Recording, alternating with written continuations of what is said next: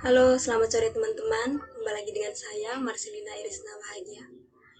Pada kali ini saya akan menjelaskan materi tentang memahami kategori pengetahuan dan peningkatan kompetensi. Oke, dalam memahami kategori pengetahuan ini, pertama-tama kita harus mengetahui apa itu pengetahuan. Pengetahuan adalah hasil penginderaan manusia atau hasil tahu seseorang terhadap suatu objek yang dimiliki oleh inderanya sendiri. Tingkat pengetahuan menurut Kolit terdapat 6 tingkatan. Yang pertama tahu, yakni rasa mengerti, melihat atau mengamati sesuatu. Yang kedua, memahami, yakni suatu kemampuan untuk menjelaskan tentang suatu objek yang diketahui dan diinterpretasikan secara benar sesuai fakta. Yang ketiga, aplikasi adalah suatu kemampuan untuk mempraktikkan materi yang sudah dipelajari pada kondisi nyata atau yang sebenarnya. Yang keempat, analisis, yaitu kemampuan menjabarkan atau menjelaskan suatu objek atau materi tetapi masih ada kaitannya dengan materi yang lainnya. Lalu, sintesis. Sintesis ini merupakan suatu kemampuan menghubungkan bagian-bagian di dalam suatu bentuk keseluruhan yang baru. Dan yang terakhir itu adalah evaluasi, yakni pengetahuan untuk melakukan penilaian terhadap suatu materi atau objek. Adapun faktor-faktor yang mempengaruhi pengetahuan itu sendiri adalah yang pertama pendidikan, yang kedua media massa dan informasi, yang ketiga masalah sosial budaya dan ekonomi, dan yang keempat adalah lingkungan. Tipe pengetahuan dalam kompetensi inti pengetahuan dan keterampilan. Pertama, kompetensi inti. Kompetensi inti adalah kualitas yang harus dimiliki peserta didik yang diperoleh melalui pembelajaran yang diorganisasikan dalam proses pembelajaran yang aktif. Kompetensi inti merupakan istilah yang dipakai dalam kurikulum 2013 yang kedudukannya sama dengan standar kompetensi yang digunakan pada kurikulum terdahulu, yaitu KTSP. Kompetensi ini dirancang seiring dengan meningkatnya usia peserta didik pada kelas tertentu. Melalui kompetensi inti, integrasi vertikal berbagai kompetensi dasar pada kelas yang berbeda dapat dijaga. Rumusannya seperti yang pertama, kompetensi inti atau KI1 untuk kompetensi sikap spiritual, KI2 untuk kompetensi inti sikap sosial, KI3 untuk kompetensi inti pengetahuan, dan KI4 untuk kompetensi inti keterampilan. Lalu teman-teman, di sini ada tipe pengetahuan. Pada tipe pengetahuan dalam kompetensi inti ada 4. Yang pertama, pengetahuan faktual. Yang kedua, pengetahuan konseptual. Yang ketiga, pengetahuan prosedural. Dan yang keempat, pengetahuan metakognitif. Pertama, pengetahuan faktual. Pengetahuan faktual adalah pengetahuan tentang elemen-elemen bit informasi yang terpisah dan isolasi. Elemen-elemen ini biasanya merupakan simbol-simbol yang berkaitan dengan beberapa referensi konkret yang menyampaikan informasi penting. Sebagian terbesar pengetahuan faktual muncul pada level abstraksi yang lebih rendah. Lalu, ada dua jenis pengetahuan faktual. Yang pertama, pengetahuan tentang terminologi istilah.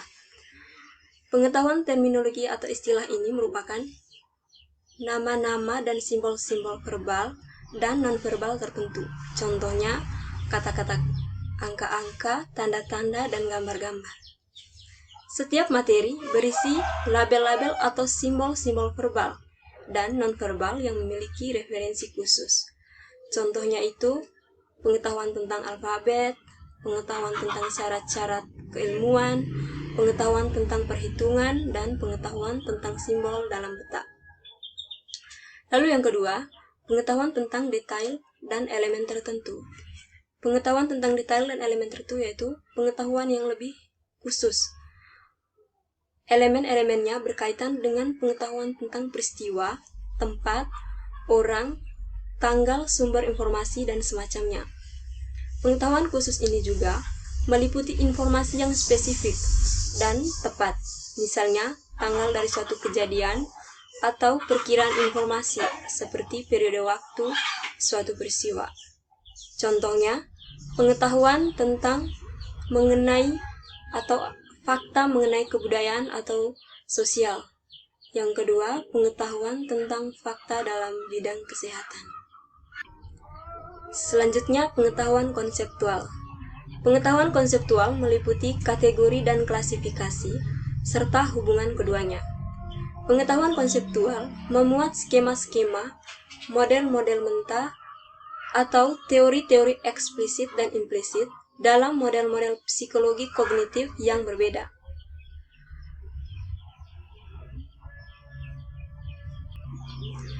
Pengetahuan konseptual ini dibagi dalam 3 jenis. Pertama, pengetahuan klasifikasi dan kategori. Pengetahuan klasifikasi dan kategori meliputi kategori, kelas, pembagian, dan penyusunan spesifik yang digunakan dalam pokok bahasan yang berbeda. Pengetahuan ini secara umum merefleksikan bagaimana cara berpikir dan menyelesaikan masalah, di mana pengetahuan khusus menjadi penting dari masalah yang diselesaikan. Contohnya, pengetahuan tentang tipe-tipe literatur, pengetahuan bentuk kepemilikan usaha, pengetahuan bagian-bagian kalimat seperti kata benda, kata kerja, dan kata sifat. Yang kedua, pengetahuan dasar dan umum. Pengetahuan ini meliputi abstraksi nyata yang menyimpulkan fenomena dalam penelitian. Abstraksi ini berperan penting dalam menggambarkan, memprediksi, dan menentukan yang paling tepat harus diambil. Contohnya itu seperti pengetahuan tentang hukum-hukum fisika dasar, pengetahuan tentang dasar-dasar kimia yang relevan dengan teori kimia, dan yang ketiga, pengetahuan prinsip-prinsip utama pembelajaran. Lalu, pengetahuan teori model dan struktur. Pengetahuan ini meliputi pengetahuan mengenai prinsip dan generalisasi dengan hubungan yang jelas, dengan menyajikan pandangan sistemis, jelas dan bulat mengenai suatu fenomena, masalah, atau pokok bahasanya yang kompleks. Contohnya, pengetahuan tentang hubungan timbal balik prinsip kimia, pengetahuan tentang evolusi, dan pengetahuan tentang model genetika. 3. Tipe pengetahuan prosedural. Pengetahuan prosedural adalah pengetahuan mengenai bagaimana melakukan sesuatu. Pengetahuan ini dapat berkisar dari melengkapi latihan-latihan yang cukup rutin hingga memecahkan masalah-masalah baru. Pengetahuan prosedural sering mengambil bentuk dari suatu rangkaian langkah-langkah yang akan diikuti. Pengetahuan prosedural dibedakan menjadi 3. Yang pertama, pengetahuan keahlian dan algoritma spesifik suatu objek. Pengetahuan ini pada umumnya digunakan untuk latihan matematika. Prosedur perkalian dalam aritmetika pada saat diterapkan seringkali didapat jawaban yang sulit karena adanya kesalahan dalam perhitungan. Meskipun sudah dikerjakan dalam pengetahuan prosedural, hasil dari pengetahuan prosedural kadang menjadi pengetahuan faktual dan konseptual. Contohnya seperti pengetahuan keterampilan, macam-macam algoritma persamaan kuadrat, pengetahuan keterampilan mengartikan kata sesuai analisa struktur, dan pengetahuan keterampilan melukis dengan baik. Lalu pengetahuan teknik dan metode spesifik suatu objek. Pengetahuan ini meliputi pengetahuan yang secara luas merupakan hasil dari konsensus pengetahuan atau norma-norma disipliner, pengetahuan yang lebih langsung merupakan suatu hasil observasi, eksperimen, atau penemuan. Contohnya, pengetahuan metode penelitian yang relevan untuk ilmu sosial, pengetahuan teknik pemecahan masalah, dan pengetahuan macam-macam metode ilmiah. Yang ketiga, pengetahuan kriteria untuk menentukan penggunaan prosedur. Sebelum terlibat dalam suatu penyelidikan, peserta didik diharapkan dapat mengetahui metode-metode dan teknik-teknik yang telah digunakan dalam penyelidikan yang sama. Pada suatu tingkatan dalam penyelidikan tersebut, mereka dapat diharapkan untuk menunjukkan hubungan-hubungan antara metode-metode dan teknik-teknik yang mereka benar-benar lakukan dan metode-metode yang dilakukannya oleh peserta didik lain. Contohnya itu seperti penentuan kriteria untuk menentukan metode penyelesaian permasalahan aljabar, pengetahuan kriteria untuk menentukan prosedur statistik dengan data hasil eksperimen, dan pengetahuan kriteria menentukan teknik melukis dengan cat air. 4. Tipe pengetahuan metakognisi. Pengetahuan metakognisi adalah pengetahuan mengenai kesadaran secara umum, sama halnya dengan kewaspadaan dan pengetahuan tentang kesadaran pribadi seseorang. Pengetahuan metakognisi dapat dibedakan menjadi 3 jenis. Yang pertama, pengetahuan strategi. Pengetahuan strategi adalah pengetahuan umum untuk mempelajari, memikirkan, dan menyelesaikan masalahnya. Contohnya, pengetahuan informasi ulangan untuk menyimpan informasi, pengetahuan perluasan strategi, misalnya menguraikan dengan kata-kata dan menyimpulkan, pengetahuan jenis-jenis strategi organisasi dan perencanaannya. Pengetahuan tentang tugas-tugas kognitif. Pengetahuan ini meliputi pengetahuan yang membedakan tugas kognitif dengan tingkat kesulitan sedikit atau banyak, dapat berbentuk sistem kognitif atau strategi kognitif. Contohnya, pengetahuan mengingat kembali tugas-tugas umum dalam sistem memori individu, pengetahuan buku sumber yang sulit dipahami dibandingkan buku teks biasa, dan pengetahuan tugas memori sederhana. Yang terakhirnya, pengetahuan itu sendiri meliputi kekuatan atau kelemahan dalam hubungannya dengan pengertian dan pembelajaran.